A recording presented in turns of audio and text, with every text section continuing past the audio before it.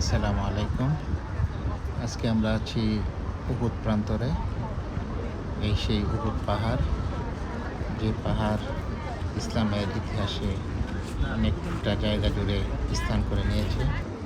ইসলামের দ্বিতীয় যুদ্ধ, বৃহত্তম যুদ্ধ উহুদ যুদ্ধ, যে পাহাড়ের পাশে হয়েছিল সেই পাহাড়। এই যুদ্ধে প্রায় ৭০ জন ইসলাম গ্রহণকারী মুসলমান সাহাবী শহীদ হয়েছেন। তাদেরকে এই বাউন্ডারির ভিতরেই তাদেরকে কবর দেওয়া হয়েছে। বিশেষ করে ৩ জন সাহাবীর কবর এখানে রয়েছে। আমির হামজা, মুসআব বিন হানজালা উমাইর এবং হানজালা রাদিয়াল্লাহু তাআলা আনহু। ওই যে পাহাড়টা দেখা যাচ্ছে উঁচু, ওইখানে আসলে উহুদের যুদ্ধ সংগঠিত হয়েছে। এই পাহাড়েই উহুদ যুদ্ধ সংগঠিত হয়েছে। সে আবার সাহাবীদের কবর করা এই বাউন্ডারির ভিতরে ৭০ জন সাহাবী এখানে সমাহিত আছে।